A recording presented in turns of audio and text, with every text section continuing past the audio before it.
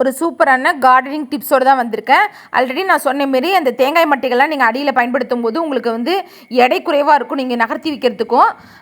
அதே போல் வந்து மண் வந்து அதிகமாக பிடிக்காது, உங்களுக்கு தண்ணியும் இழுத்து வச்சுக்கும் அப்படின்னு பார்த்தோம்ல.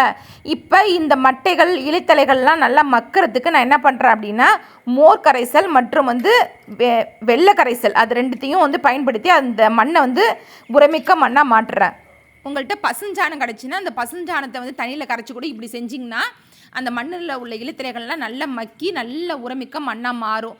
சப்போஸ் இல்லாத பட்சத்தில் இதேமாரி வெள்ளை கரைசலையும் நல்ல புளிச்ச முறையும் தண்ணியில் கரைச்சிட்டு இதேமாரி தெளித்து வச்சிங்கன்னா அந்த மண்ணில் உள்ள இலைத்திரைகள்லாம் மக்கி நல்ல உரமிக்க மண்ணாக மாறி இருக்கும். நீங்கள் வந்து விதைகள் போட்டு அதை பயன்படுத்த முடியும். அந்த மண் வந்து உரமிக்க மண்ணாக மாறிடும் உங்களுக்கு. அப்போ விதைகள் போடும்போது நல்ல முளைப்பு திறன் அதிகமாக இருக்கும், நல்ல முளை விட்டு நல்லா வரும். அதனால் நம்ம வெறும் மண்ணை மட்டுமே வச்சு நம்ம வந்து அதில் வந்து செடியை வளர்த்தோம் அப்படின்னா அந்தளவுக்கு நல்லா வளராது.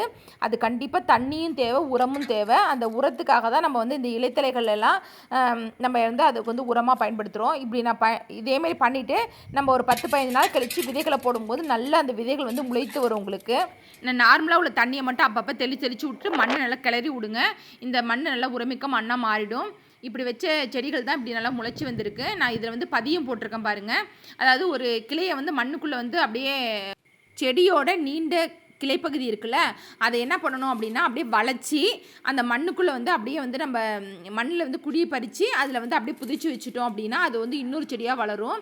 அப்படி தான் நான் பண்ணுறேன். இந்த பாருங்கள், அப்படியே வளைச்சி மண்ணுக்குள்ளே வந்து புதிச்சு வைக்கிறேன். புதிச்சு வச்சு அப்படியே மண்ணால் மூடிட்டீங்க அப்படின்னா இது வந்து தனி செடியாக வளர்ந்துடும். அதுக்கப்புறம் அதுலேருந்து கட் பண்ணி விட்டோம் அப்படின்னா இது ஒரு தனியாக செடியாக முளைச்சிடும் உங்களுக்கு. கண்டிப்பாக இந்த வீடியோ பிடிச்சிருக்குன்னு நான் நினைக்கிறேன். உங்களுக்கு இது பயனுள்ளதாக இருந்திருக்குன்னு நான் நம்புகிறேன். தொடர்ந்து இதுமாரி வீடியோக்கள் வேணும் அப்படின்னா கண்டிப்பாக சப்ஸ்கிரைப் பண்ணிக்கிங்க, கமெண்ட் பண்ணுங்கள், லைக் பண்ணுங்கள், ஷேர் பண்ணுங்கள். தேங்க்யூ.